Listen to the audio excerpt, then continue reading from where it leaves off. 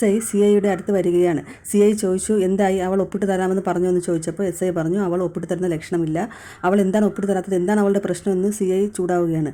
SI പറയുന്നു, അത് കുറേ നാളായ സംഭവമല്ലേ, കുറേ മാസങ്ങളായല്ലോ, ഇനി എന്തിനാണ് ഞാൻ പരാതി തരുന്നത് എന്നാണ് അവൾ ചോദിക്കുന്നതെന്ന് SI പറഞ്ഞു.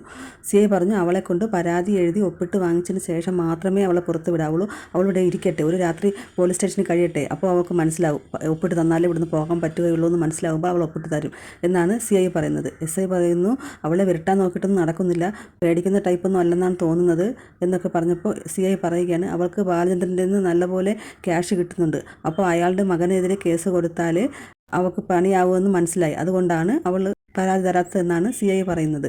നമുക്കൊരു കാര്യം ചെയ്യാം, ഇന്ന് രാത്രി 12 മണിയാകുമ്പോൾ അവളെയും കൊണ്ട് തെളിവെടുപ്പിന് ആ റേപ്പ് നടന്ന വീട്ടിൽ പോകാം, അപ്പോൾ എന്തായാലും അവൾ പരാതി ഒപ്പിട്ട് തരും. ഇങ്ങനെയൊക്കെ പറഞ്ഞപ്പോൾ SI പറയുകയാണ്, സാർ അത് വേണോ, അത് പിന്നീട് പ്രശ്നമാകില്ലേ, അവൾ നമുക്കെതിരെ കേസ് കൊടുത്താലോ എന്നൊക്കെ പറഞ്ഞപ്പോൾ CI പറയുകയാണ്, അവൾ എന്ത് പറഞ്ഞ് കേസ് കൊടുക്കും, നമ്മളതിന് വേറൊന്നും ചെയ്യുന്നില്ലല്ലോ, തെളിവെടുപ്പിനല്ലേ കൊണ്ടുപോയത്, അവൾ ഒരു ക്രൈം ഒളിച്ചു വയ്ക്കാൻ ശ്രമിച്ചവളല്ലേ, അപ്പോൾ അത് കാരണമല്ലേ അടുത്ത ക്രൈം ഉണ്ടായത്, നമുക്ക് പറയാൻ ന്യായങ്ങളുണ്ടല്ലോ, അതുകൊണ്ട് നമുക്ക് അങ്ങനെ തന്നെ ചെയ്യാമെന്ന് CI പറയുകയാണ്.